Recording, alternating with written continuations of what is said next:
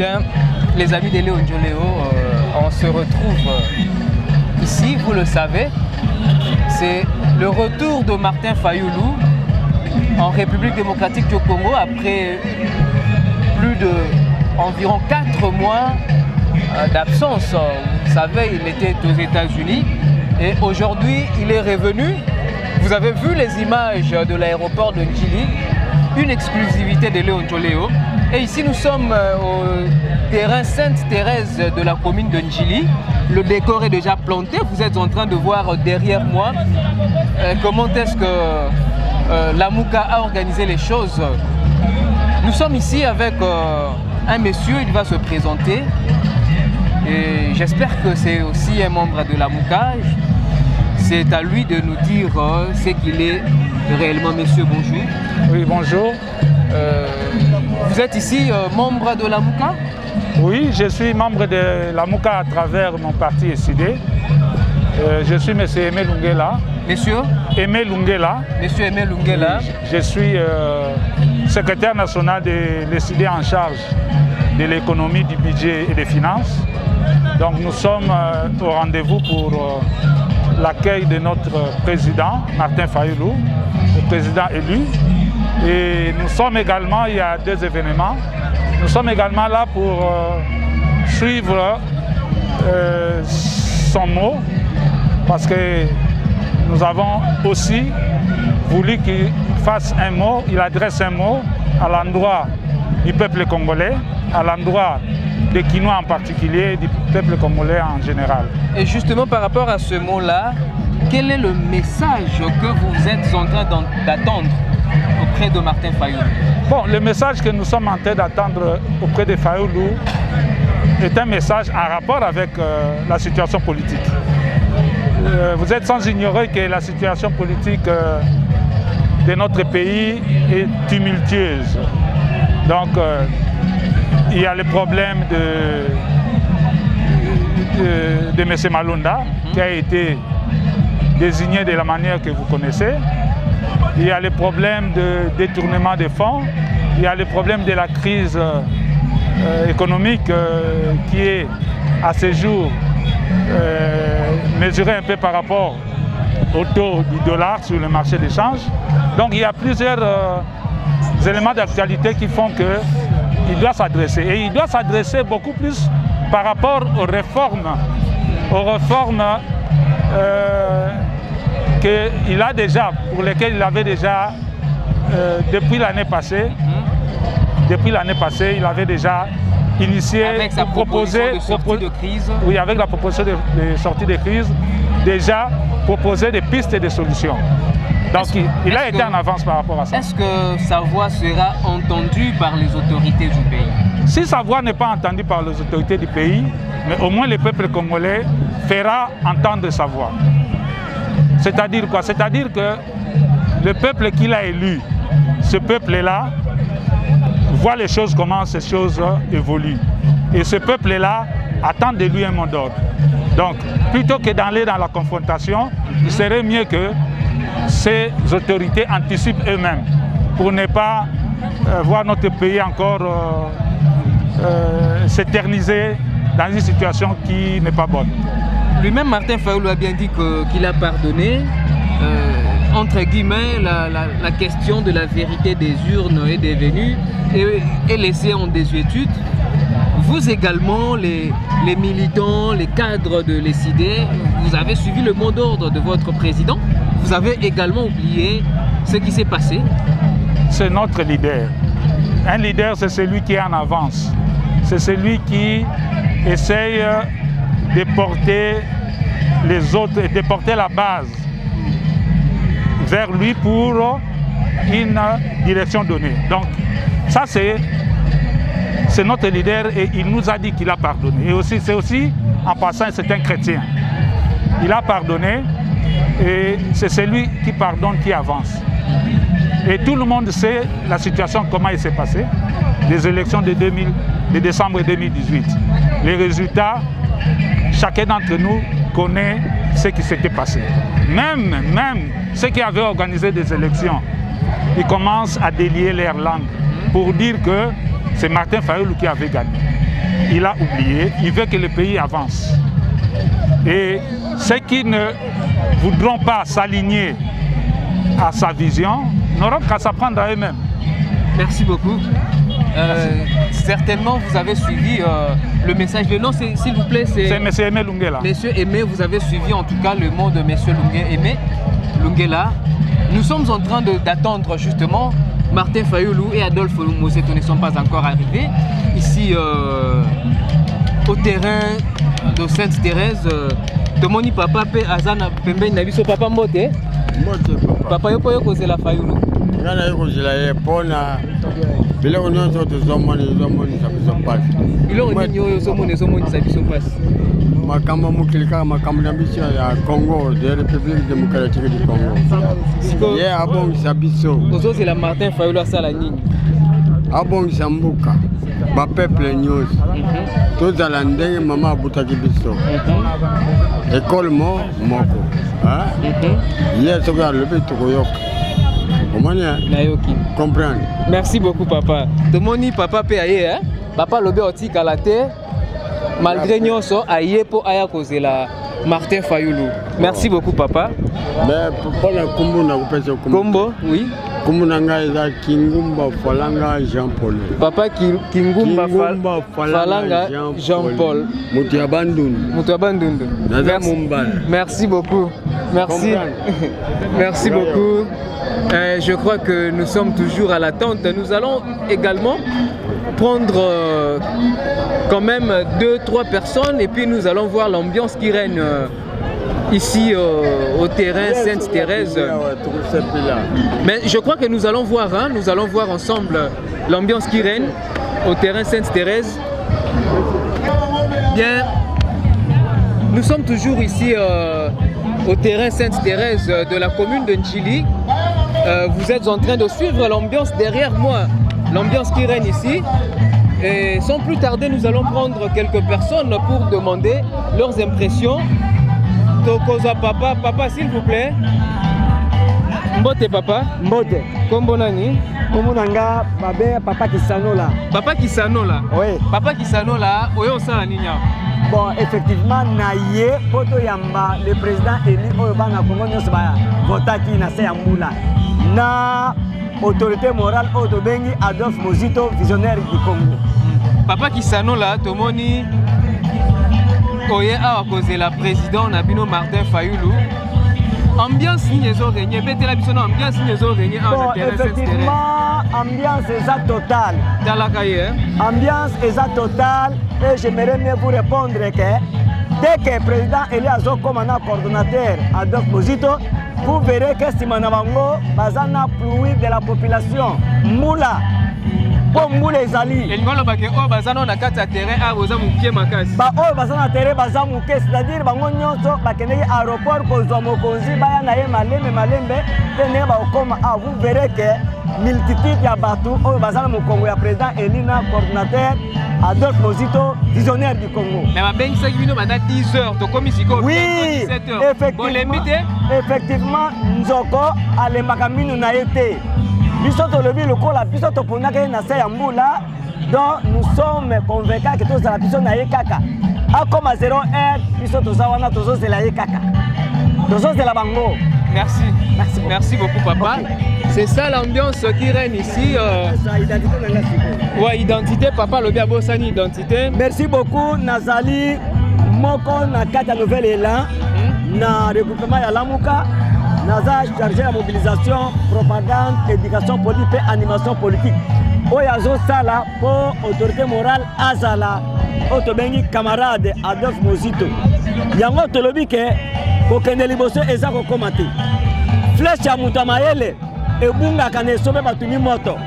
Yango Kisanola lobi bazana krik yaya.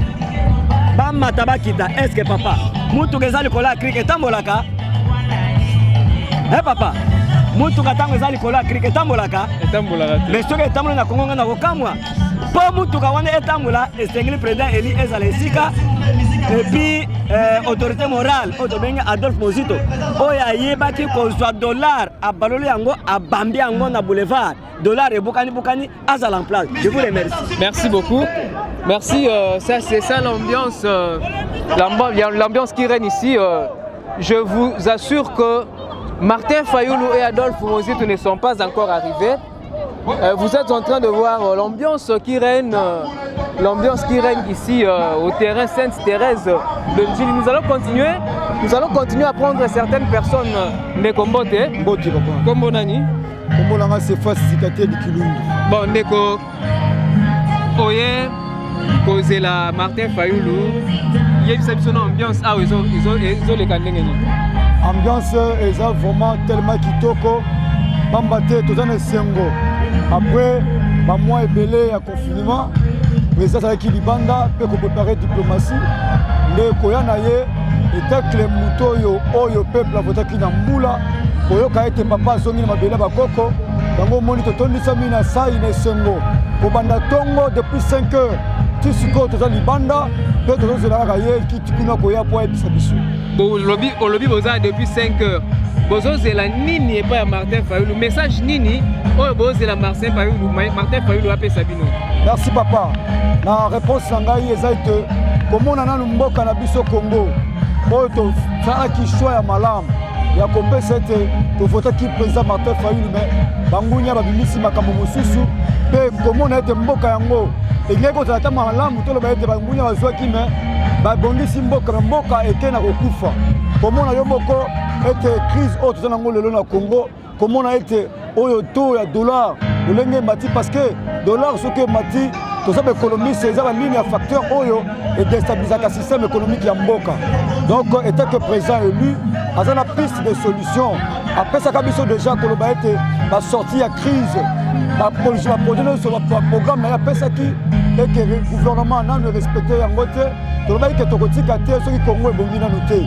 Yango c'est la président. Merci beaucoup. Merci. Nous sommes en train de continuer. Nous apprenons qu'ils sont en route. Ils ne sont pas encore arrivés même au niveau de Pascal. Mais nous sommes là. Nous étions à 2 équipes. Il y a une équipe qui est là-bas, qui vous a déjà montré les images de l'aéroport. Et nous qui sommes ici, nous sommes en train d'attendre l'arrivée de Martin Fayoulou. Derrière moi, je crois que vous êtes en train de voir l'ambiance qui règne derrière. Je crois que nous allons foncer pour voir ce qui se passe réellement là-bas. C'est ça. Je disais qu'il y a une ambiance monstre ici au terrain Sainte-Thérèse de Njili. Nous allons travailler dans cette atmosphère. Nous allons travailler avec ce bruit parce que nous avons accepté de travailler avec cette ambiance. Et nous sommes avec un monsieur ici, le professeur M. Ismaël Moukou. Monsieur Ismaël Moukou, qu'est-ce que vous êtes venu faire ici? Nous sommes venus accueillir le président élu.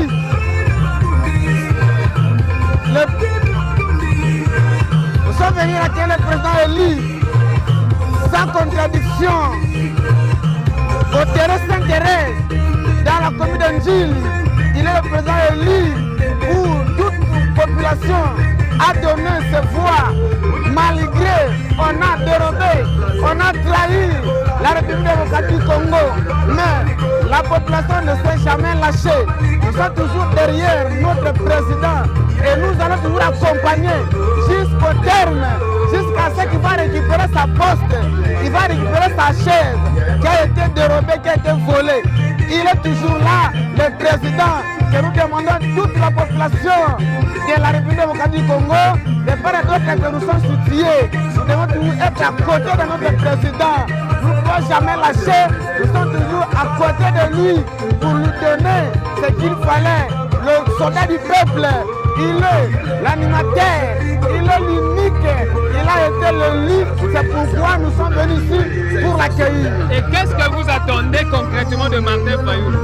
Bon, il est une personne pacifique, il est une personne sociale, il est venu pour faire un changement dans notre pays. Il est venu pour faire un changement dans notre pays. Il est pacifique. On peut commencer. Donc c'est ainsi. Nous connaissons M. Martin Fayoulou avec l'expérience qu'il en a, avec tout ce qu'il a fait, tout ce qu'il parle. Nous voyons que dans lui, il y a un changement où nous allons peut-être se retrouver dans notre pays qui a été bafoué il y a longtemps. Merci beaucoup.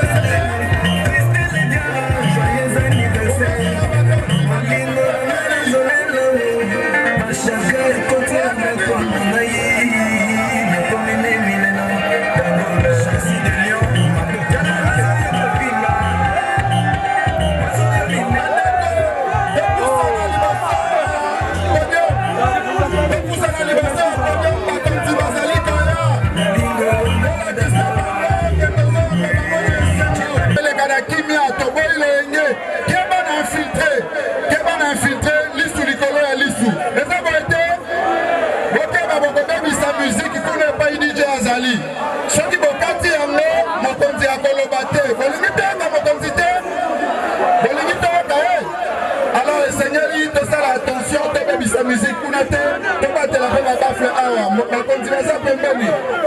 Bandeko, de la bas qui se va continuer comme donc le groupe va drapeau na biso, tout le monde en a un jour, du Nambundu.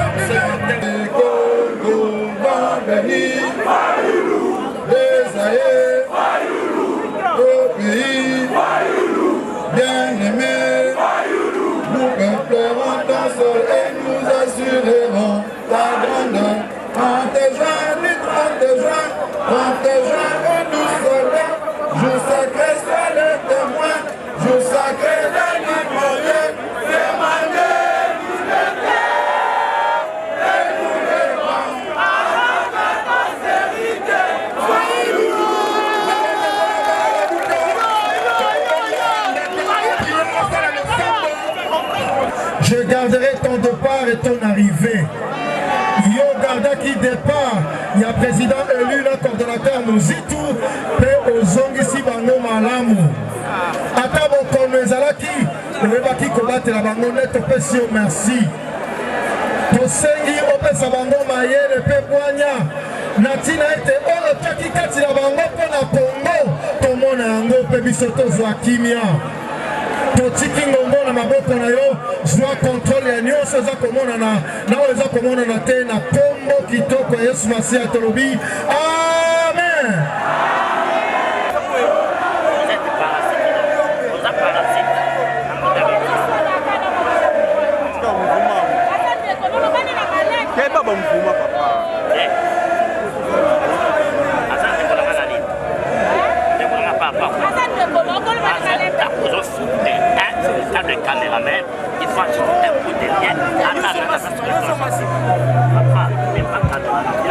Bala Kishasa mbote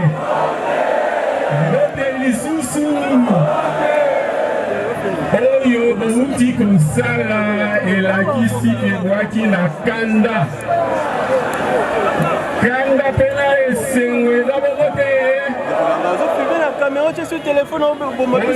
koyamba boyambi biso ngai comme coordonnateur ya Lamuka me mingi mutu oyo bino boponaki bakanisaki ke boza bana lifelo bana ya pasi nzoka nde boali na tata oyo bino boponaki eza bongo te ya bino na biso Lamuka eutaki na décision oyo bozwaki le 29 septembre 2018 bolobaki na biso balider ntango bodeside ke bolingi changement bolobi na biso totrahir bino te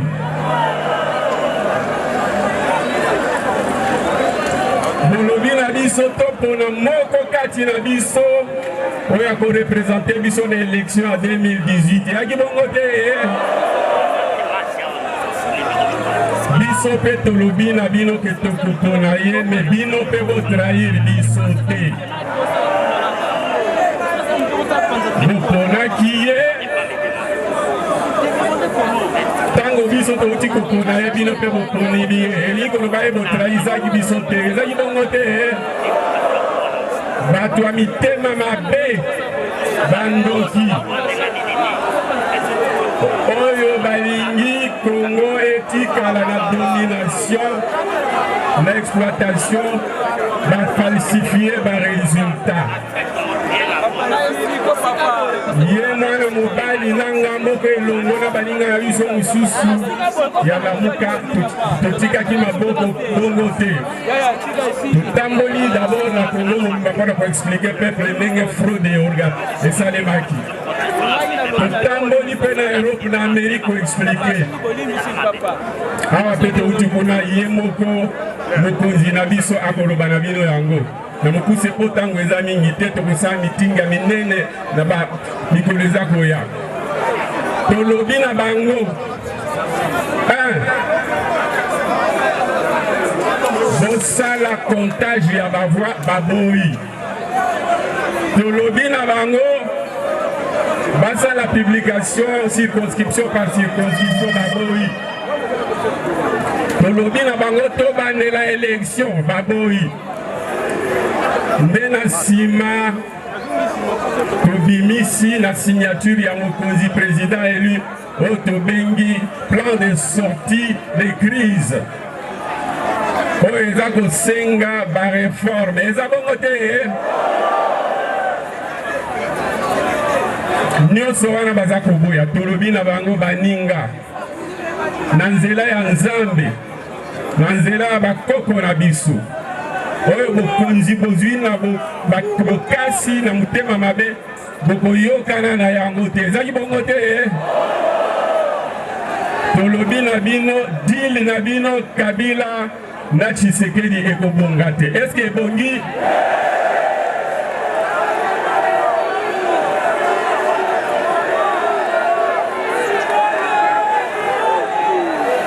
tolobi na bango lisusu coalition Nabino FCC na cache Bongate. Est-ce que Bongi?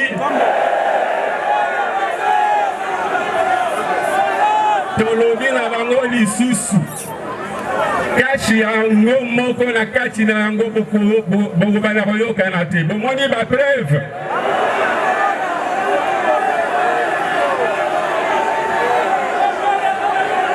Tolobi na bango lisusu. Ba institution oyo boko sala eko bongate na kombo ya Nzambe pe ya bakoko na biso. Est-ce que bazokana? Est-ce que le président de la République na premier ministre na Yabaloba Likambo moko?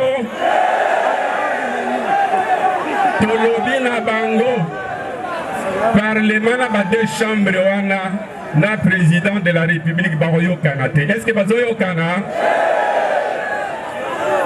Tolobi na bango pe lisusu pouvoir judiciaire na président de la République Bakoyo Kanate. Est-ce que bazoyo kana?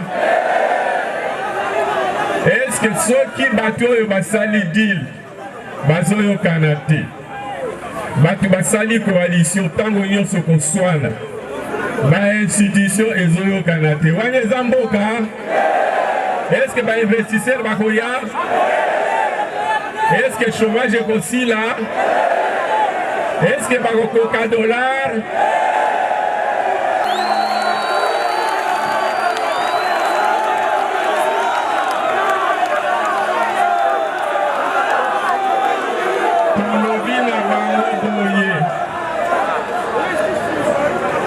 Tolobi na bango lokwa bokotika la koswana tango nyonso mboka ekotambola te. Est-ce que mboka eza kotambola?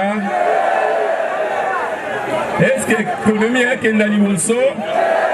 Ye Tshisekedi alobaki akolokola 20 millions ya ba chômeurs na kibobola. Est-ce akoki yango?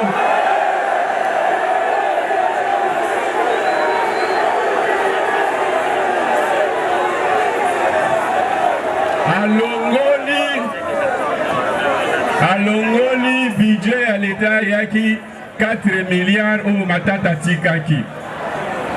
Ngai na tikaki na 3,5 na longwaki na 800 millions na multiplié par 4.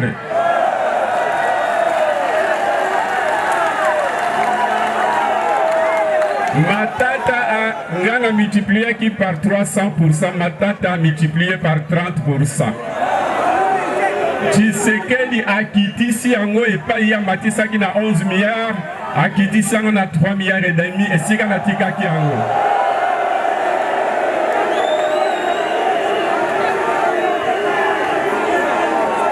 Ba réserve de change esili na kesi ya l'État bango moko batokaka yango. Na mukuse bango na bango baza kopotana. Moto na moto kati na bango alingi asala cour constitutionnelle na ye. Est-ce que c'est normal? Mutu na mutu alingi azala na ba généraux na ye. Muninga aza koboya. Est-ce que c'est normal? Mutu na mutu aza kowela acha mutu ya sedi na ye. Est-ce que c'est malamu? Mutu na mutu alingi azala na ba garde républicaine na ye. Acha batu na ye. Eza normal? Bongo sikoyo soko Kongo yango ekomi mutu na mutu azo ya ye eteni. Acha seni na ye. Acha cour constitutionnelle na ye na ba juge na ye. Azala na armée na ye. Wana toza okende na guerre civile te. Yango tolobi plan de sortie de crise oyo président élu abimisaki. Alobaki tobande l'élection de manière anticipée. Attaque au beaucoup anticipé. L'essentiel est que tu respectes le délai. Ceux qui te salient un mois avant, c'est que vous allez moins malade parce que pas si l'équipe. C'est autre qui légitimité peuple a souffert de mingi. Ils ont voté.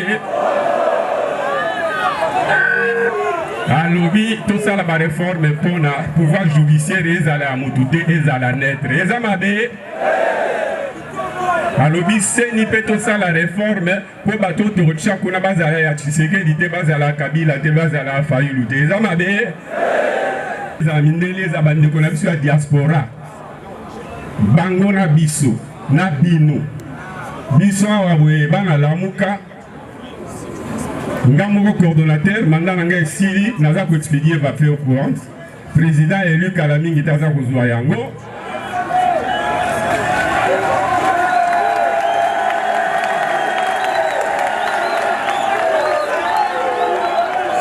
na baninga na biso Jean-Pierre Bemba Katumbi toza kobunda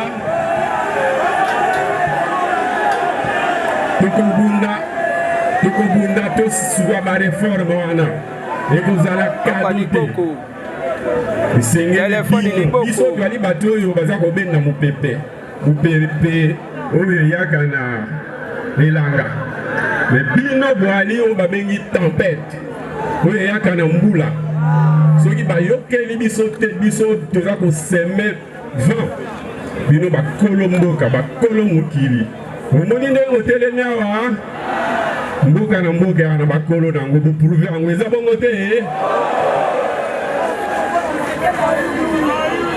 boprouve yango ke boponaki motu biso nyonso toa balider me lider o peuple aponi aza likolo eza bongo te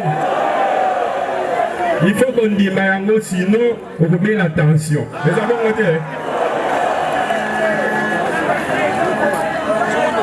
toza na biso baego tosali bakelasi tosali baparti me oyo peuple aponi kati na bino bokumisa ye soki bokumisi elingi koloba bokumisi peuple eza bongo te nakopesa ye maloba akoloba na peuple congolais à travers bino message ezali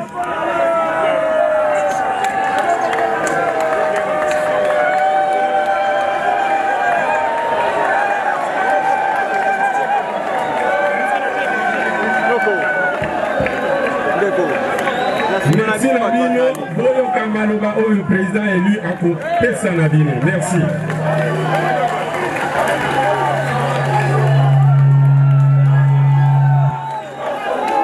bana ya Congo oye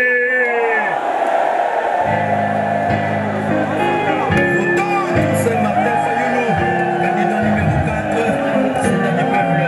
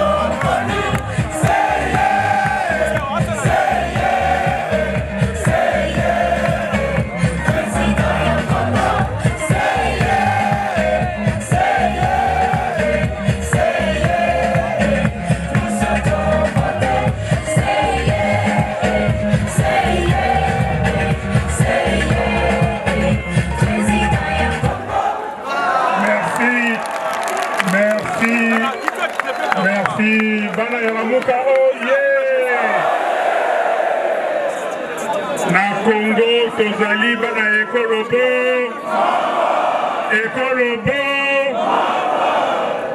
andeko ba bolingo eloko ya liboso ndenge na telemi awa na kosenga na bino biso banso tosanjola Nzambe oye asali ete nazongela bino awa lelo ezali esengo te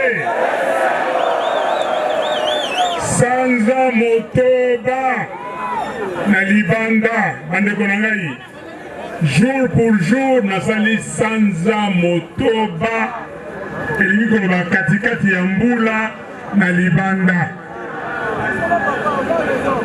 tosenga nzambe topesa ye botondi na ndenge azongisi ngai awa tokutana na bino ya mibale nakoloba boye bandeko na biso bakongolaise na bakongolais bazali kotika biso mingi nalingi tokosala 3 fois 3 minutes de silence 1 minute 1 minute 1 minute ya liboso ezali mpona mokolo oyo touti kokanisa bandeko na biso oyo bazali koboma bango lokola basoso oyo tobengi génocide congolais nalingi boye banda 1993 ti bambula eleki tekokoma na 1998 baza koboma batu ti na 2003 basali rapport mapping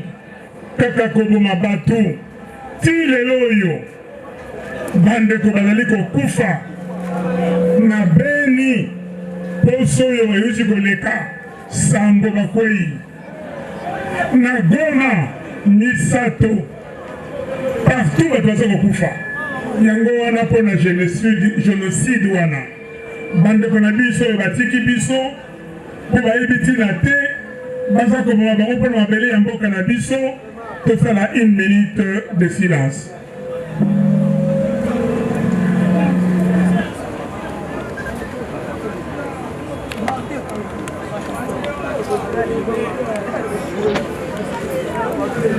Merci beaucoup.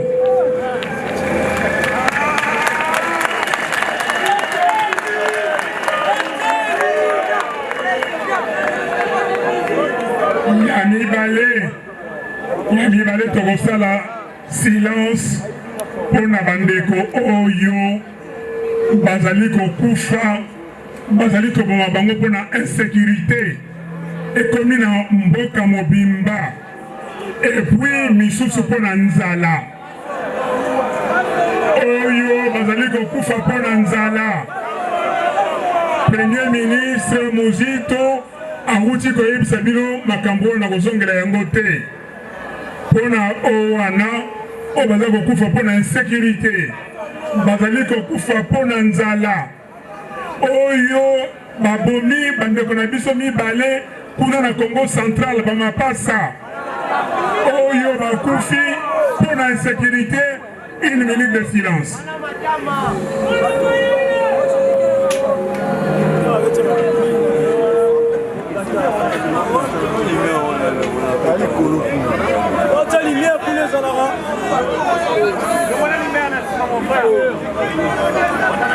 Merci, merci.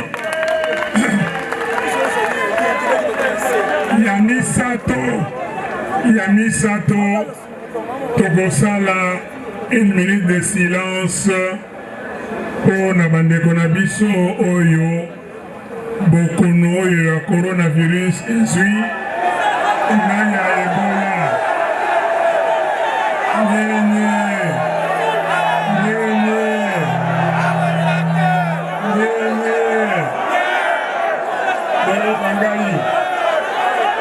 Kangai nani moponaki président nani commandant du peuple nani oyo akolakisa bino nzela na ye koyebisa bino boye ata bato wana bazwi bokono oyo na ndenge elongobani te tosambela nzambe oyoka ngai topesa nzambe lokumu alingi ekolo na biso nzambe alingi ekolo na biso na Amerika bato bazwi bokono oyo bamillion na bamillion baza kokufa près batikali moke bakoma 200 000 oyo bakufi na Afrique du Sud c'est le 5e pays au monde ezakaka en Afrique baza kokufa na bokono wana oyo biso ezali nzambe oyo tokosambela toyokani yango wana moni misusu baza na bamaske misusu baza na yango te bozwa yango au sérieux toyokani alors mpona baoyo bakufi na bokono wana na oyo bakufi na Ebola bandeko na ngai tokanisa bango 1 minute de silence.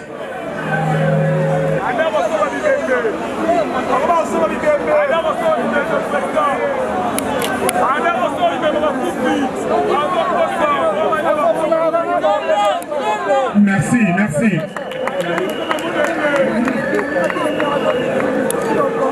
Nalingi tokanisa mwana ya mboka moko. Mwana ya mboka mwana lokumu. Nalobi likambo ya génocide awa. Balingi basasa biso babengana bakongole oyo bazali kuna na est po bato mosusu bazwa mboka bazwa kita ya mboka na biso mwana ya mboka wana kombo na ye Dr Denis Mukwege betela ye maboko azali kosala mosala monene mpona kobatela ekolo mpona koloba makambo oyo eza koyela biso ya mabe mpona mokili babamona yango batya miso na bango ebongo banguna babanga me mwana ya mboka wana lelo oyo banguna balobi fo baboma ye eske bokondima yango ata moke bokondima yango ata moke te biso nyonso lokola bana ekolobo tokozala nsima ya nani ya Denis Mukwege notre prix Nobel toyokani kobangisa bato oyo balingi kobangisa biso eske biso tokobanga tokobanga te me tokosala nini bandeko ba bolingo mboka ezali na pasi mboka ekomi na misère ya kosakana na yango te bozali komona bino moko bolobi awa dollar esali nini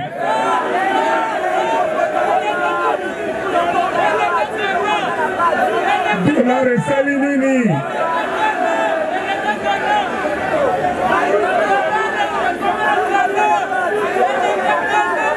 dollar esali nini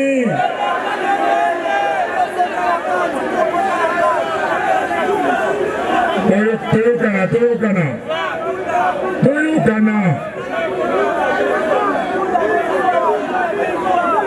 mboka ebebi mpona nini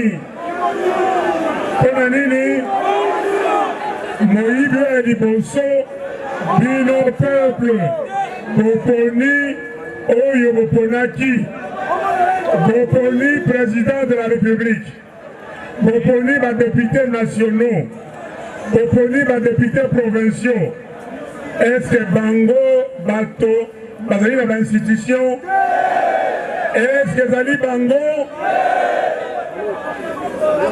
mboka ekoki kobonga te soki tozwi moto oyo peuple avandisi na kiti ya kimokonzi soki batie te mboka ekoki kobonga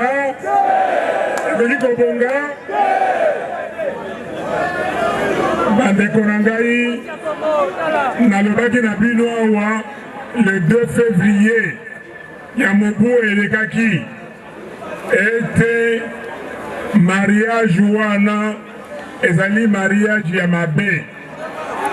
Nalobaki que Félix azali pantin.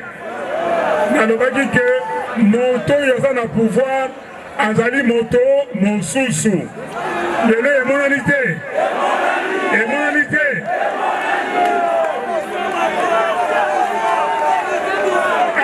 Alors, mon pouvoir est commis Oyo Aluka, Atia Ronsar Malonda, Polobi, Akenogobé, Bizaki sur Makamo. Tokondi Mayango, Tokondi Ronsar. Est-ce que ma loi Oyo Yamina Kuna Sakata, Tokondi Mayango? Tokondi Mayango te, mais, Boyo Kangai. Et bongo va juge Oyo Félix a quelque chose à la cour constitutionnelle. Bongo di Mayango? Bongo di Mayango? Mais bande konangai toko kendeti wapi? Kaka ko buka ko violer constitution Nikolo Nyonso. Bomona wapi moto yozana mandat juge ya cour constitutionnelle. Mandat mibu mine liboa. Balongolaka bango sima ya muna misatu bozwi tirage au sort na groupe moko bozwi moko misatu balongwe. Ekomi sikoyo koluka course au pouvoir. Pona kosala na yango nini? Peuple awa, peuple aza kokufa nzala. Peuple baza koboma ye bakosasa ye. Mais pouvoir ya nini? Pona ko sala projet à 100 jours pour y la mango.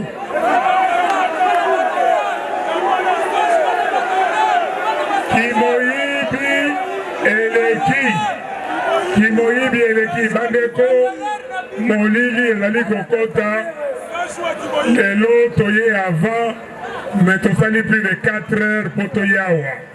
Nzela eyindi koyamba oyo boyambi biso ezali esengo. Mais yango wana na ye awa te mpona kopesa bino message ya désespoir. Non, na ye awa mpona message ya espoir, mpona kobima na situation oyo Kabila na Félix batie biso, oyo batindaki ndanga na basengezi bakende kobebisa maponomi badesizio bino bozwaki basala oyo basalaki. Me Nzambe azali monene, Nzambe azali monene. Nayebi te soki bayimize mona monene. Il est grand, plus grand. Biloko oyo tokomona awa ekobangisa biso te. Toyokani? Est-ce que tokobanga to tokobangisa? Tokosala nini? Yango wana banda le 8 février 2019 nasalaki proposition ya sortie de crise. Nakomeli Union africaine. Nalobi na Union africaine boye. Soki bolingi solution ezwama awa na mboka oyo. Boza na solution mibale. Ya liboso, solution yango mibale, kombo nango nini? La vérité des urnes. Kombo nango nini? Kombo nini? Voilà la vérité des urnes na yebizaki bandeko ya Union africaine. Na komelaki bango le 8 février 2019. Na wuti ko komela bango lisusu le 8 février 2020. Ndenge moko. Na lobina bango boye. Soki bolingi mboka na biso e bonga. Tozonga na constitution na biso. Constitution na biso lobi boye. Banda le 30 juin 1960. Ti le loyo mboka ezakaka na crise. Crise. Pona nini?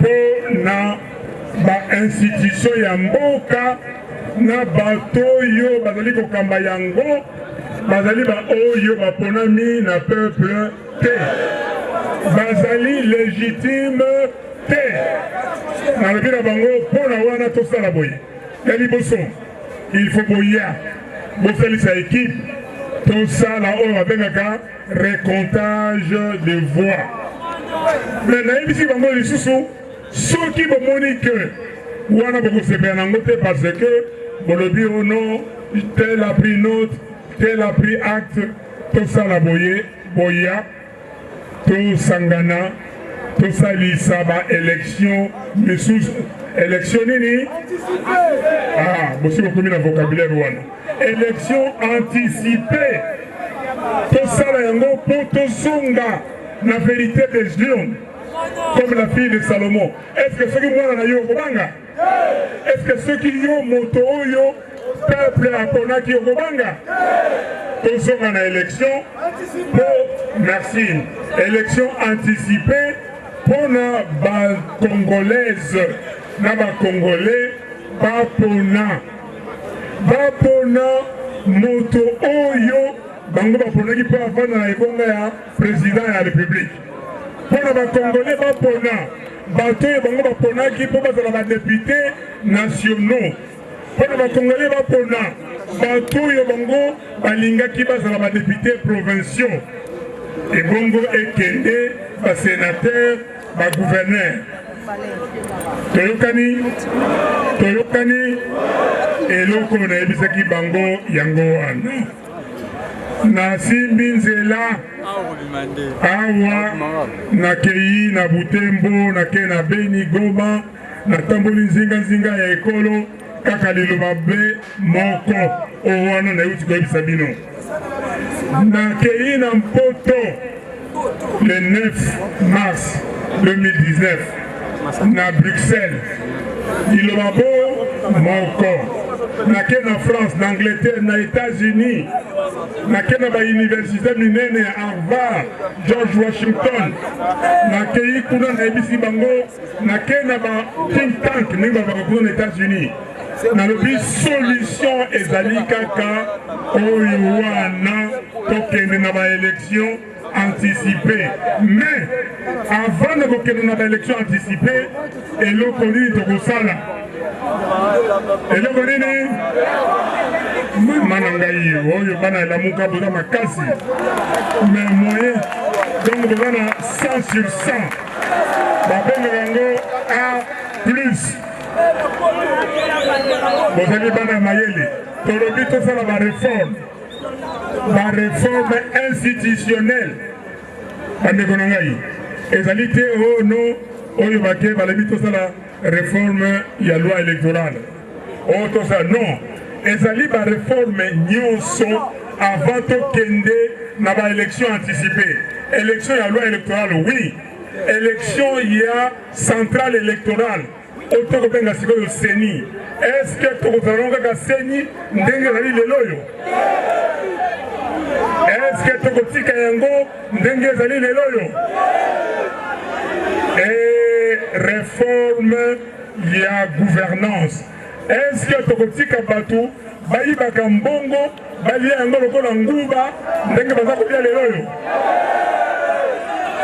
15 millions ya bapétrolier ezali wapi 15 millions ya bapétrolier ezali wapi naloba na bajuge likambo wana ifo balandela yango projet ya 100 jours projet wana ezali ya 66 millions te ezali ya plus de 400 millions de dollars il faut babimisa bato oyo bakolandela projet wana bazwaki 5% mpo na bafrais na bango 5% c'est plus de 22 millions de dollars il faut ebima esala nini bomoni ke bakongole mbala misusu bazwaka biso lokola bana mike mpo tobosanaka noki me ngai nabosanaka makambo noki est-ce que toyokani boyebi qu'est-ce qu'on peut faire avec 22 millions de dollars 22 millions. Oyo Batouana, Bazui, le lot Moutabakangote. Mbongo wana foi salanini. Mbongo salanini. Bande Konangai, réforme ya gouvernance.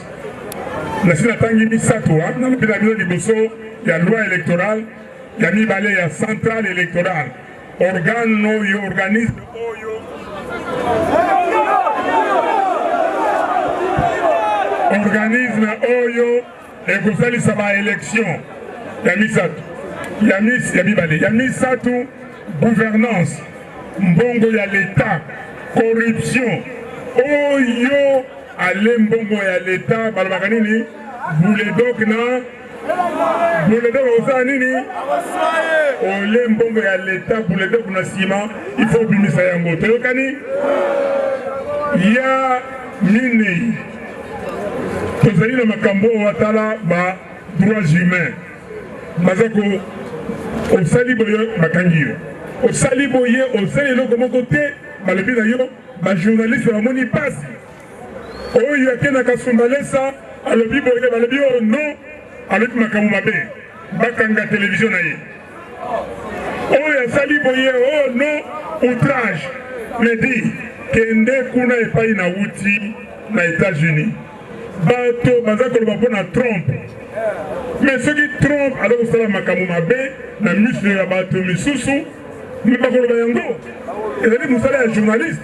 Ceux qui a sali malamu, n'a pas eu le père, il a monique a sali malamu, à le bayango. Mais à le commis, ceux qui ont le bico yibi au outrage. Mais pourquoi au yibaki? Pourquoi au yibaki? Bande konangai, na lobi boye.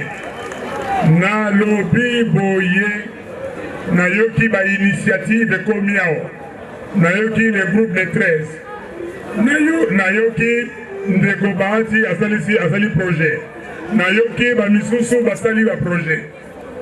Ba projet nyonso wana. Eza kolanda sima ya solution, proposition ya crise oyo nga na pesa keza boyete. Proposition ya sortie de crise. Oyo na pesa banda kala yango wana. Est-ce que bolingi yango? Bolingi yango? Bandeko yango na ye awa. Na ye awa pona tokende noki. Tosala projet wana. Proposition wana emata. Mais, natie memunene. Na pesi angele na batu oyo bakoluka basala buzoba bamoni pression emati balingi bakitisa pression bosalaki pression awa le 13 juillet butamboli na ndeko bemba na ndeko bana nusalamuka na nsima na ye nasepelaki mingi bomibetala maboko mpona yango nasepelaki mingi na eloko wana mibeko topesaki bino mot d'ordre topesaki bolandi yango melesi mingi me sikoyo bato oyo ya babengi FCC na cash balingi basala jeu nakoyebisa bango boye na yewa bandeko bozala prêt ndenge tobandi lelo oyo soki eloko esalami te tokokende biso nyonso na palais du peuple toyokani ndako na biso ekozala palais du peuple tobanda kovanda wana nazali koloba na bakongole oyo bazali na diaspora babanda kokongola mbongo mpona moto moko azala ta na boite moko ya sardine na lipa moko pardon na koka toyokani eske bondimi ngai eske bondimi yango soki bameki nazali soldat du peuple nazali combattant oyo ya peuple je combats les bons combats je ne me lamente pas je ne combats pas contre ces gens-là ok baza na baesprit nsima na bango toyokani malembe oh malembe kokima te malembe nyenye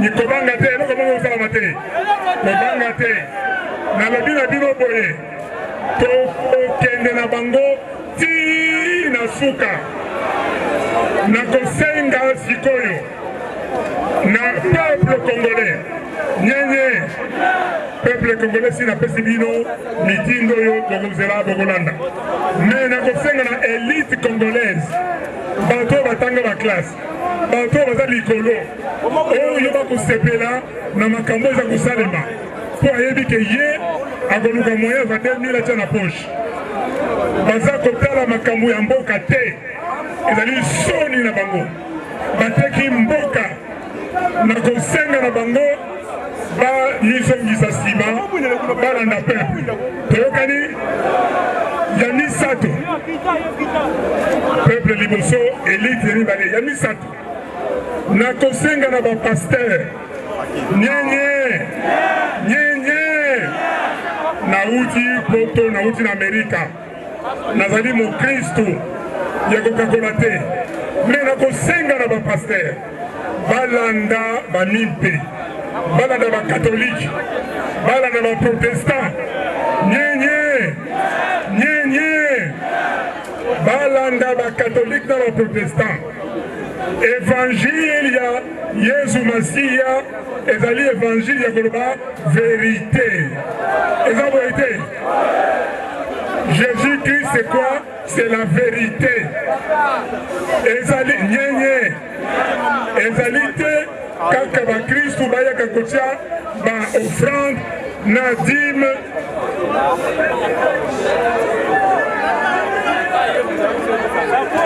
bakristu bayaka kotia ofrande na dime ebongo soki bazali komona pasi bino bakangi misu nyenye nakosenga na bango babanda koloba makambo ya mabe oyo ozali kosalema na mboka soki moto asali mabe loba asali mabe ata ngai Fayulu nasali mabe loba na ngai kosali mabe bongisa longwa na nzela wana kolia koloba na ngai te o mabe wana tobomba yango ebongo lobi tokotala. Est-ce que c'est normal? Est-ce que c'est normal?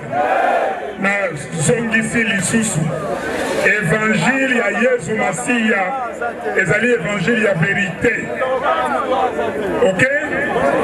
Parce que c'est la vérité qui affranchit. Toyokani sikoyo ya nini na bato ya biso babengaka bango les forces de l'ordre, la police, l'armée, les services de sécurité basala omoni ndenge basali lelo betela bapolisier oyo ya lelo maboko betela bango maboko mingi makasi omoni ke babebisi makambo te babebisi ezaleli ya bato te tolongoko na bamilie na bato tokomi wa kimia eske ezali esengo te yango wana na koloba na bango boye bapolisier basoldat bato ya service ya sécurité mosala na bango kokengela mboka mosala na bango kobongisa mboka mosala na bango kokengela bato ya mboka na biloko na bango bana ya mboka baza bawumbu na bango te nalobi te Boyokangari. Na lobi te makambo eleki na Mali na sepeli nango. Na lobi boyete.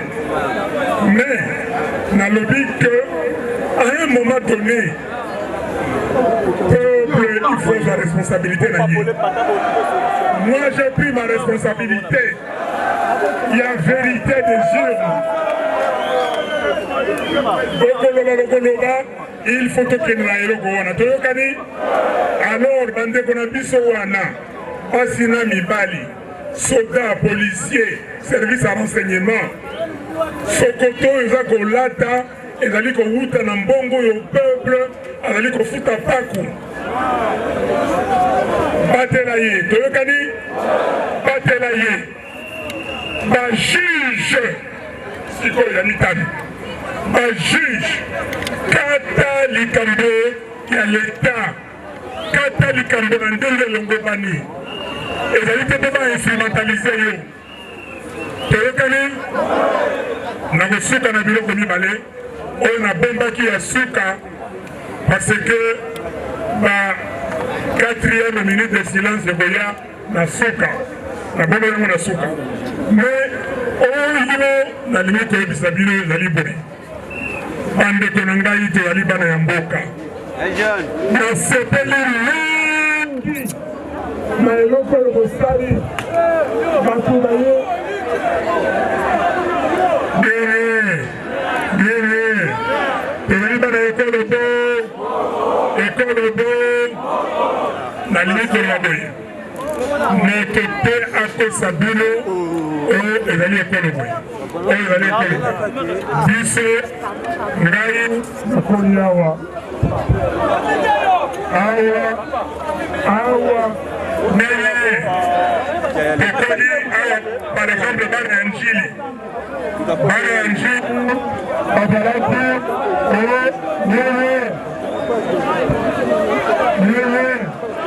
bana ya njili bazalaki ngai bana ya 6 yango ok, ngai bana ya 5 yango ok, ngai bana ya 4 ezalaki te ke ngai ekolo boye.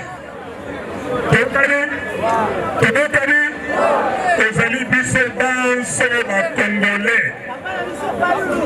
Tribalisme oyoka Fayulu alingi yango ata moke, alingi yango ata moke.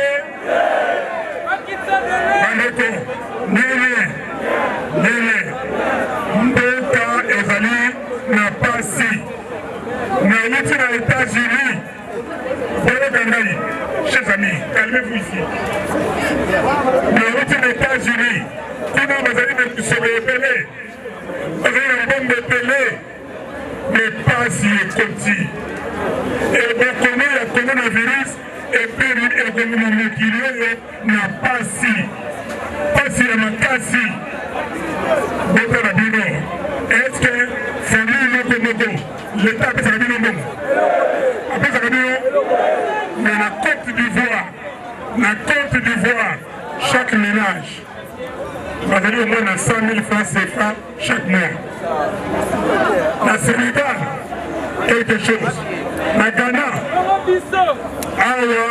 même l'Afrique du Sud, avec le Kanisabatu, et le Komoko,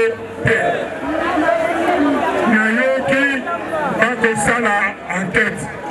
Inspection générale des finances, na mission oyo ekotaki na ministère de la santé. Yango wana bande koboka ngai abana sukisa. Yango wana nazongi likambo oyo parce que crise ezali koya makasi. Biso tozali bato oyo Fonds monétaire international elobi ete epesi 300 quelques mille tosepeli. Oyo Banque mondiale elobi esali boye tosepeli. Oyo USAID epesi 600 millions pour 3 ans tosepeli. Mais tozali na mabanga ya talo, tozali na cuivre partout, coltan, cobalt. Est-ce que mboka ndeko na ngai, est-ce que mboka ya boye ekomi kozala le 8e pays le plus pauvre du monde? Yango wana, merci. C'est à cause de quoi? Ils ont le leadership.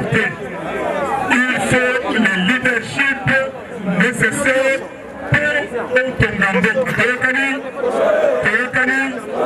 nakotika bino na liloba wana ni na ye ngai nzambe asali na zonga nakutana na bino message ya espoir napesi totala bapesi oyo ndenge nini bapoliticien ngai nakocontribue na avancement eloko wana na avancement tokende tosala bareforme ebongo tokende na élection anticipée toyokani parce que toyoki lisusu balobi non il faut l'élection ezala 2028 est-ce que bondimi yango